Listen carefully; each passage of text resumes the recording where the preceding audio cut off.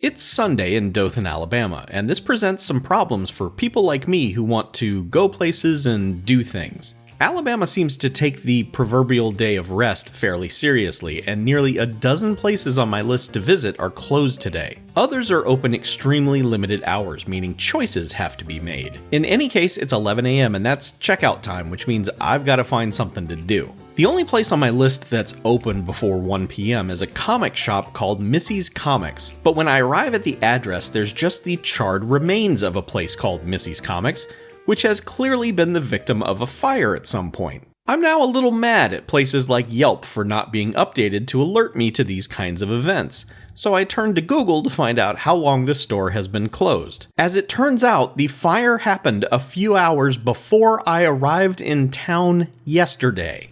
This morning, multiple crews were called to a fire on Ross Clark Circle in Dothan to a business within a small outdoor shopping center. And when they arrived, officials say Missys Comics shop was on fire and flames were shooting out of the storefront.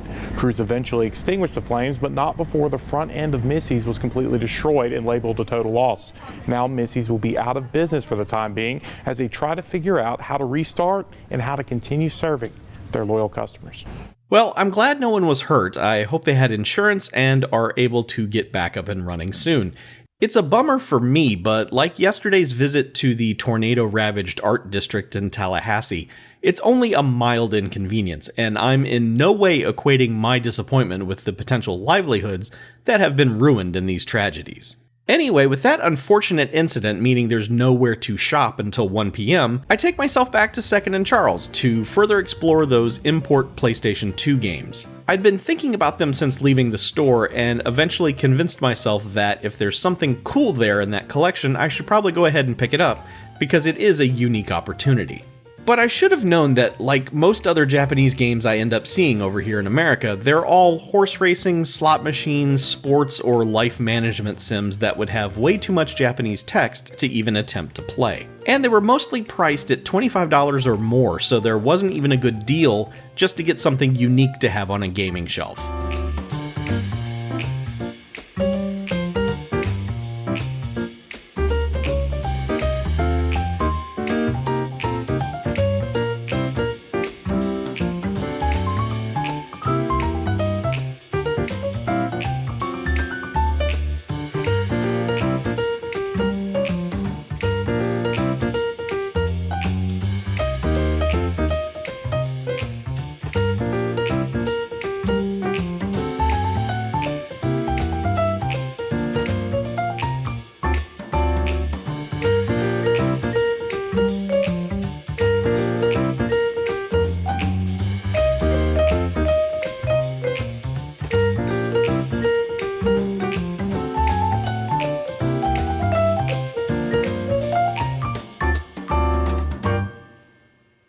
But the extra time afforded me a chance to really scrutinize the shelves elsewhere in the store, and I ended up with a few more martial arts movies that I didn't see the first time. Also, I'd been thinking about starting a small collection of pinball video games, and in the NES stuff, I found a copy of Rollerball. It's in a rental case, but the cartridge and manual are in really good shape, so it'll have to do. This collection is now underway, and so let's see what other pinball games I can find elsewhere on the trip. Dothan is surrounded by this one highway that just circles the town, and so with nothing else to do for the next hour or so, I take in the sights over and over again. Y'all know what time it is?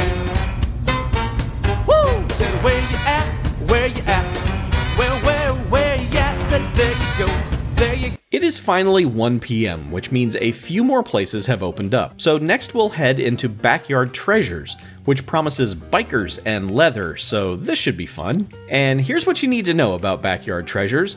It's a small air-conditioned store with some upscale stuff. But then behind that is a big open barn area that is hot as hell, and that's where the better stuff is. Well, better in terms of my kind of stuff anyway. I didn't really find anything here, but there was potential. Big random boxes of crap, VHS tapes and DVDs, and oh no.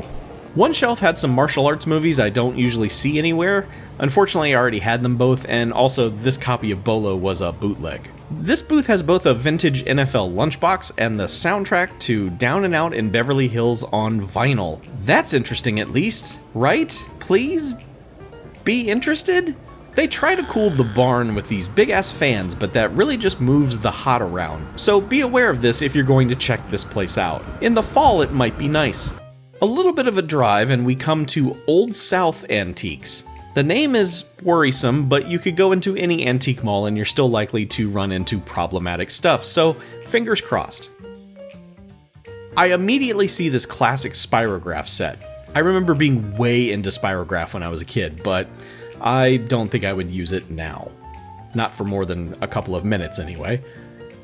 Otherwise, just normal stuff in here that doesn't hold much interest, but wait, hold up, there's an upstairs? Well, okay.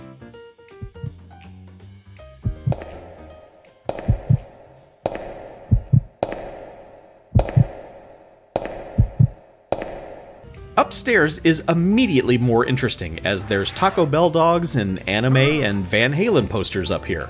The cool kids have booths here, it seems. This one booth had a whole tribute shelf to the late Southern humorist Louis Grizzard. No doubt someone's nana loved Louis Grizzard, and then it all ended up here.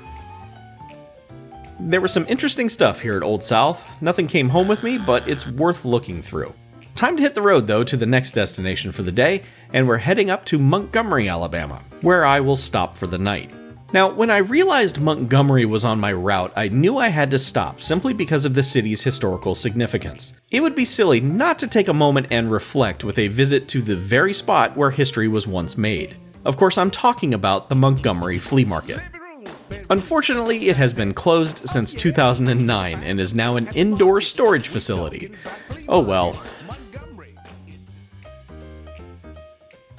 Across from my hotel is this Goodwill, and it's open today, so let's see what they've got. I found this thing, which appears to be an audiobook device for the blind used by a program in Colorado. I wonder how it ended up in Alabama, he says for the second or third time so far this trip. This thing is actually kinda cool, if not weirdly proprietary.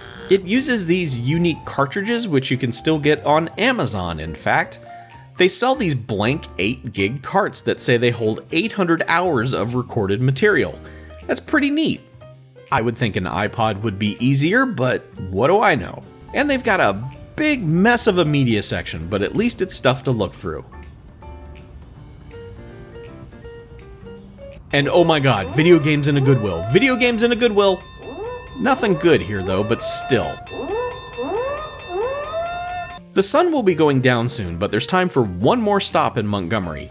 It's Game Exchange, which is a big store stocked floor to ceiling with video games of all kinds, including this import Xbox 360 game that I don't even recognize. But it's $70, and so it's not worth considering right now. I'm only looking for North American releases. What is it with Central Alabama, though, being the home of Japanese imports?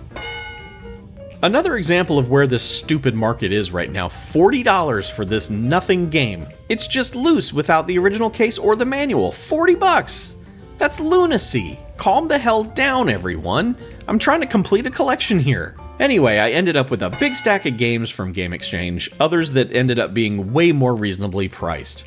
And since I've broadened my horizons to start a pinball game collection, I found some of those too. But now it's 5 o'clock, and that means it's time for everything to shut down, so I head over to the local sports bar and pick up a sandwich where every component seems to be made of cheese. Bun, chicken, the cheese, all made of cheese. I check my 3DS for street passes since I forgot to do that last night, and there's nothing here so far. That's okay, I wasn't expecting anything yet. But yeah, that's all I can really do today, and so we will end this episode here. Tomorrow there's more driving, more shopping, and definitely some more pinball. Come back, won't you? I will see you then.